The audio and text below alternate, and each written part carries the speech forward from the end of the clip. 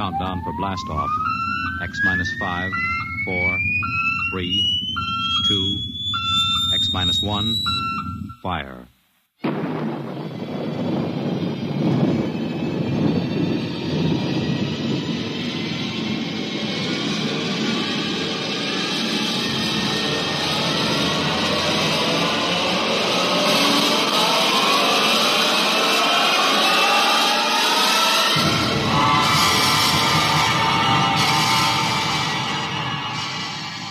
From the far horizons of the unknown come transcribed tales of new dimensions in time and space. These are stories of the future, adventures in which you'll live in 1,000,000 could-be years on 1,000 maybe worlds.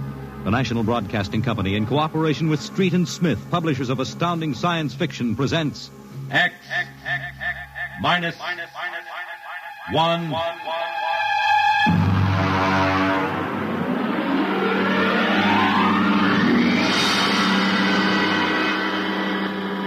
Tonight's story, Ray Bradbury's tale, The Veldt.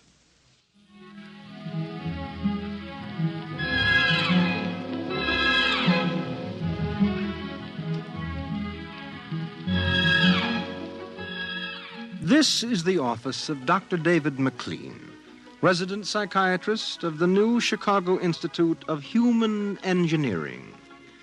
All right, Miss Carver, will you take this, please? To Charles S. Haworth, senior psychiatrist, New Chicago Institute of Human Engineering. The following constitutes my report on the case of George and Lydia Abbott, which we discussed by telephone. Subject George relates onset of symptoms to the purchase of a $60,000 soundproofed Happy Life home. Under narcosynthesis during initial interviews, subject described the experience in the following manner. Miss Carver, would you play back the sonic record of the initial interview? We'd always wanted one, and then we could afford it, so... Go on, Mr. Abbott. Tell me about the home. The home. Well, it was supposed to do everything the agent told us. And it did, I guess. It clothed us, fed us, and rocked us to sleep, played and sang, and it was good to us. Very good, sure. Tell me about the nursery. The nursery. The nursery, ah. It was completely automatic? Completely automatic. There were crystalline walls that wavered from 2 to 3 dimensions. There were pseudo-textured floors that shifted from brick to dirt to waving grass.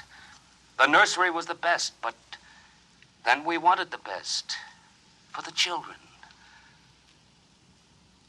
Doctor, I must be crazy. We have no children. What about Peter and Wendy? They're your children. Oh, no. We have no children, Doctor. We have no children. All right, Miss Carver. To continue. After 3 sessions, the subject was able to recall and accept the idea that he had 2 children. He described the first day. All right, Peter and Wendy. This is your nursery. What's so special about a nursery, Dad? Plenty. Just go in and see. Do we have to? You'll be surprised. Gee. Go ahead. I'm scared. I'm not. Hey, it's nice in here. It is? Come on in, Wendy. Boy, look at the pictures on the walls. They're real. They're almost real. You can change them any way you like, just by thinking about it. Go on in, dear. Well, all right, Mommy.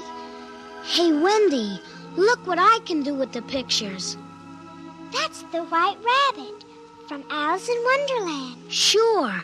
I just thought about it, and there it was. Let me try. Peter, let me try. Well, go ahead. Just think. How about Wizard in Oz? I want to see Wizard in Oz. Well, dear, there we are. Oh, they like it, don't they? Why shouldn't they? All I have to do is think, and they've got whatever they want in 3 dimensions. Color, sound, and smell. Oh, it's nice that we can give them all the advantages. Sure. What else are we working for, huh? Well, what do you want to do this evening? Well, the Petersons asked us over for bridge, but if you... We don't have to worry about the kids. They'll be all right in the nursery. Come on, Lydia. We deserve a night out.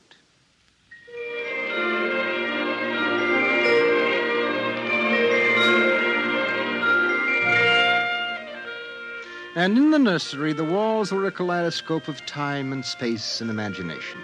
The green forest of Sherwood and the quiet forms of Robin and his merry men gave way to the roll of the high seas and the smell of salt in the air as Sir Henry Morgan sailed into the harbor at Jamaica. And behind the crystalline quartz walls, the vacuum tubes and grids and banks of metal image tape spun quietly and efficiently, erasing the line between illusion and reality. Of course, the electric bill from Consolidated Utilities was tremendous, but it was worth it.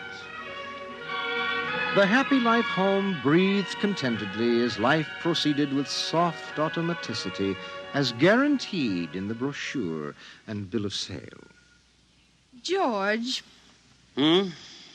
George, I wish you'd look at the nursery. What's wrong with it? I don't know. I was in the nursery last week. It's perfectly all right. It's different now. What do you mean, different? I want you to come and see. Are the kids there? No. Madge Allen took them to a show along with her kids. That's why I want you to look at it now, before they get back. Oh, all right.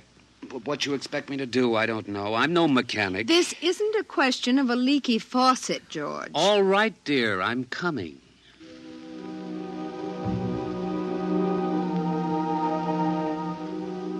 The nursery light flicked on as they came down the hall. The relays clicked and the tubes warmed and chemical odor banks and pipes bubbled into life as they paused before the closed door. Go ahead, George. Open it.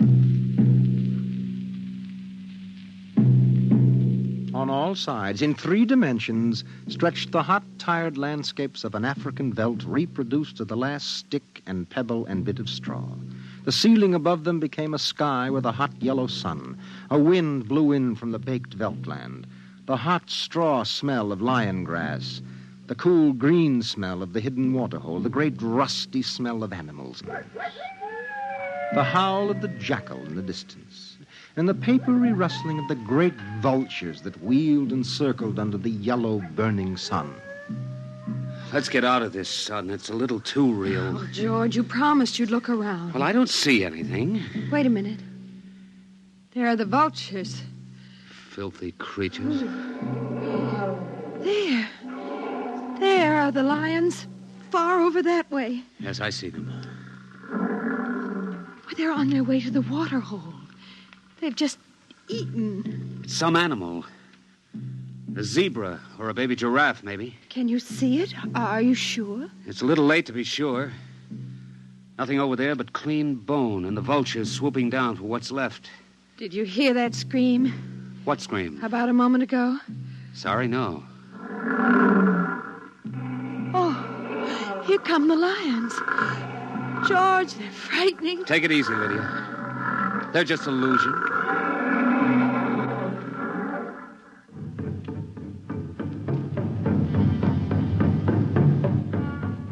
The lions were 15 feet away.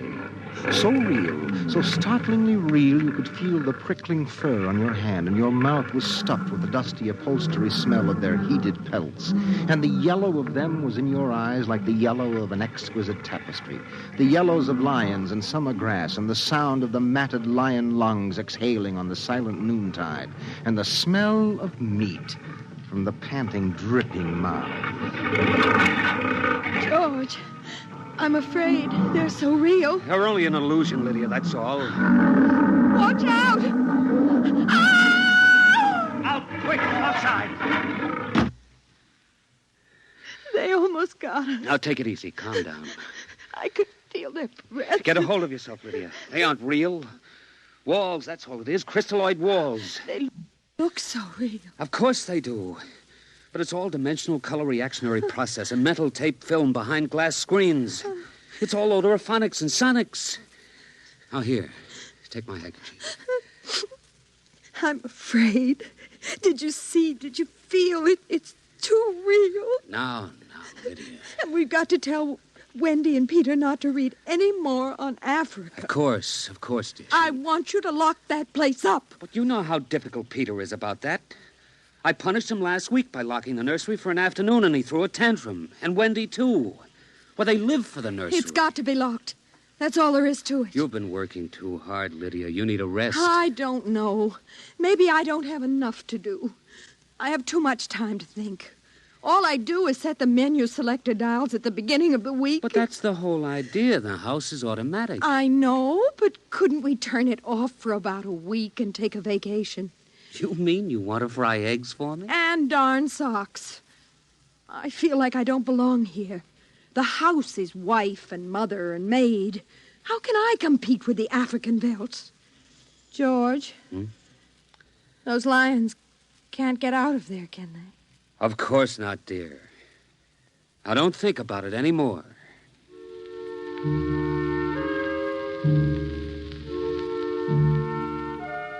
They ate alone. He sat idly watching the dining room table produce warm dishes of food from its mechanical interior. You forgot the ketchup. That's better. It wouldn't hurt to lock the children out of the nursery for a while. It was clear that they had been spending too much time in Africa. That sun, he could feel it on his neck still, like a hot paw. And the lions, and the smell of blood. Remarkable how the nursery caught the telepathic emanations of the children's minds and created a life to fulfill their desires.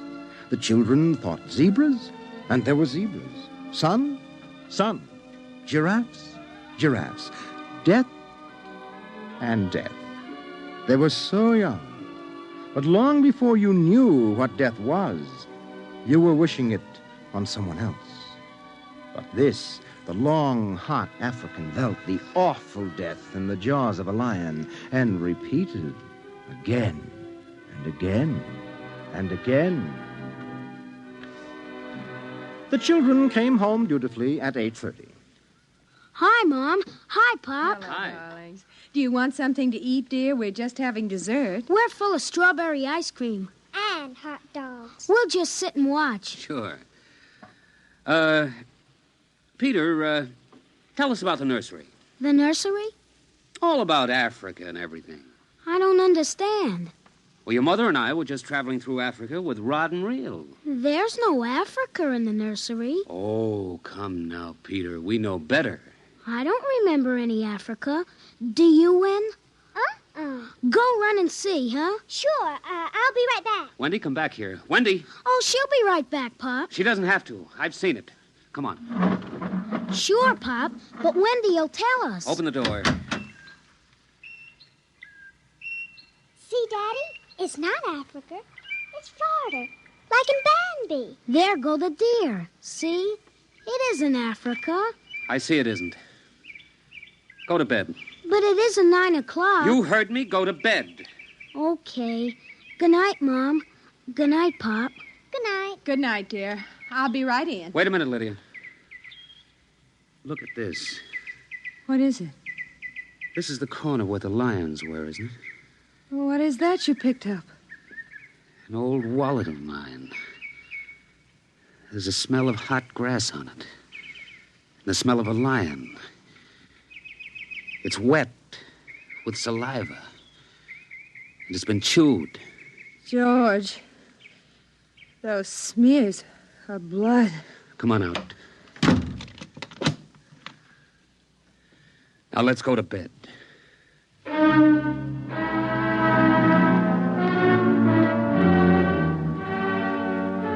But in the middle of the night, he was still awake, and he knew his wife was awake. George, how did your wallet get in the nursery? I don't know. Wendy must have changed the walls from the African veldt. I'm going to keep it locked. Maybe it isn't good for the children. My father used to say children are like carpets. They should be stepped on occasionally. We've never lifted a hand. They're spoiled and we're spoiled. I think I'll have Dr. McLean come tomorrow morning and have a look at Africa. But it isn't Africa now. It's Florida and Bambi. I have a feeling it'll be Africa again before then.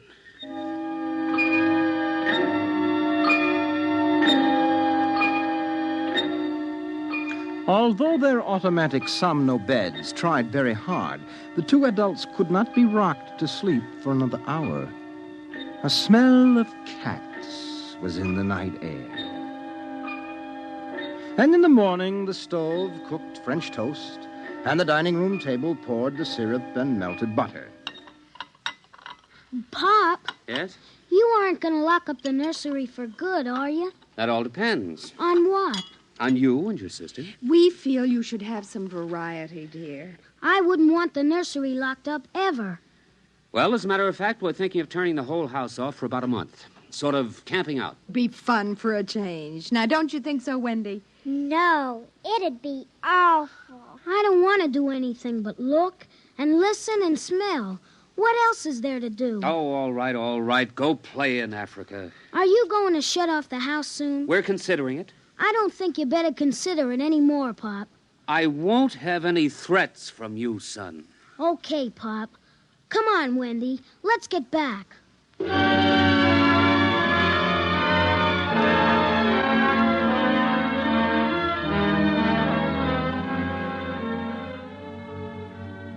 After breakfast, Dr. David McLean arrived. Oh, I saw the nursery last year, George. It looked all right to me. You didn't notice anything unusual? No, the pattern showed the usual violence, a tendency towards slight paranoia. All children feel persecuted by their parents. It's perfectly normal. There it is. Suppose we take a look at it now.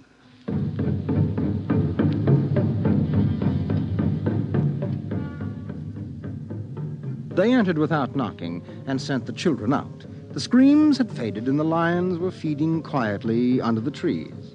I wish I could see what they're eating. How long has this been going on? A little over a month. Certainly doesn't feel good. I don't want feelings. I want facts. George, a psychologist never saw a fact in his life. He knows about feelings. And this doesn't feel good. Now, my advice to you is to have the whole room torn down and your children brought to me every day for the next year for treatment. Is it that bad? I'm afraid so. You know, that's why the nursery was developed originally, to let us examine the patterns left on the wall by a child's mind. But what is it? What's wrong with Peter and Wendy? Well, it's hard to say. I haven't punished them more than average. Oh, I took away a few gadgets. Last week, I locked the nursery to show I meant business. You've let this room replace you and your wife in your children's affections. This room is their real father and mother. And now you come along and want to shut it. Well, you can feel the hatred coming out of that sky. George, turn everything off. The nursery, the automatic kitchen, the whole automatic house. Start now. But won't the shock be too much for the children? I don't want them going any deeper. Let's get out of here. I never like these rooms. They get me nervous. Those lions look real, don't they? I don't suppose there's any way... What? That they could become real. Not that I know. Some flaw in the machinery, tampering? No. I don't imagine the room will like being turned off. Nothing ever likes to die, even a room. I wonder if it hates me for turning it off. Paranoia is thick today. Well, hello. Is this your scarf? It's stained. Brown. Blood. That's Lydia's. Come on, the main fuse box is out here. All right, go ahead. Pull the switch.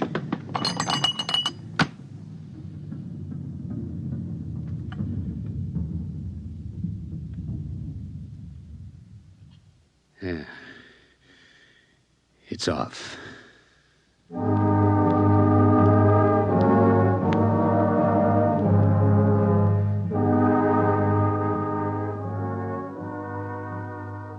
The two children were in hysterics. They screamed and kicked and threw things. They yelled and sobbed and swore and jumped on the furniture, weeping. It's off and it stays off.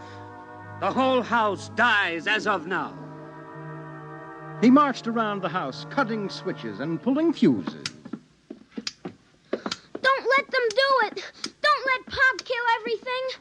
I hate you. I hate you. Insults won't get you anywhere. I wish you were dead. We were for a long while. Now we're going to start really living. Instead of being handled and massaged, we're going to live. Once more, Daddy. Just once more. One more minute of the nursery, that's all. Just one more minute. Oh, George, it can't hurt, really. Oh, all right. Only shut up. 1 minute, and that's the end. Forever. Gee, thanks, Pop. Thanks. And then we're going on a vacation. Dr. McLean is coming in half an hour to help us out. Lydia, turn on the nursery for just a minute. Oh, boy. Come on, Wendy. Come on. Thanks, Daddy. Thanks a lot. Just 1 minute, remember? Now, where'd I put those suitcases? Lydia! Don't shout, George. I'm right here. Did you leave them alone in the nursery? Well, I've got to get ready, George. Well, I guess we'd better get them out of there before they get involved with those beasts again. Pop! Pop, come here! Daddy! Mommy! Come on, quick. Wendy! Peter! What's the matter? Hurry up. Open the nursery. Wendy! Peter! They aren't anywhere. Wendy? Peter? Peter! The door. Open the door. They've locked it from the outside. Peter! Peter! Wendy! Peter! Open the door, dear! Let us out, Peter! Open the door. It's time to go. Open the door! George! The lions! Peter, do you hear me? Open this door! They're all around us, George! Son! Son, do you hear me? Let us out! Son! George! Look out! The lions! They're coming!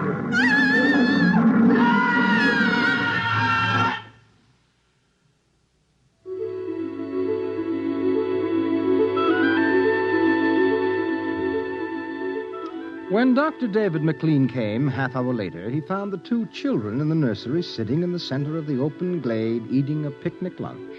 Beyond them was the waterhole and the yellow Veldt land. Above was the hot sun.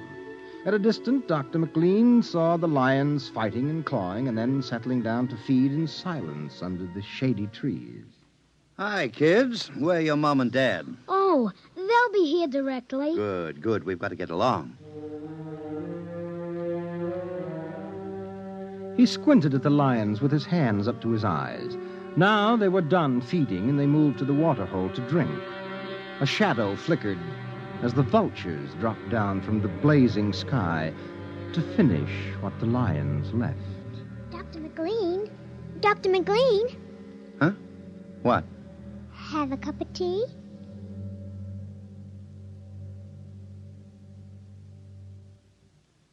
Which concludes my report to date.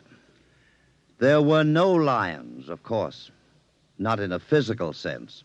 Lydia and George were devoured, however, almost as surely as if there had been lions. Their personalities were devoured by the mechanistic marvels which had usurped their role as parents. All four members of the family are under intensive therapy now and are doing as well as can be expected. Send that by telerope, Miss Carver. Oh, and would you ask George Abbott to step inside? I'm ready for him now.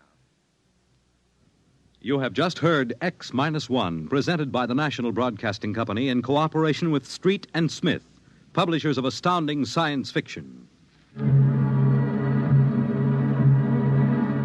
Tonight, by transcription, X-1 has brought you The Veldt, written by Ray Bradbury and adapted for radio by Ernest Kenoy. Featured in the cast were Mary Patton, Bill Quinn, David Pfeffer, Beverly Lunsford, Charles Penman, and John Larkin. Your announcer, Fred Collin. X-1 was directed by Dan Sutter and is an NBC Radio Network production.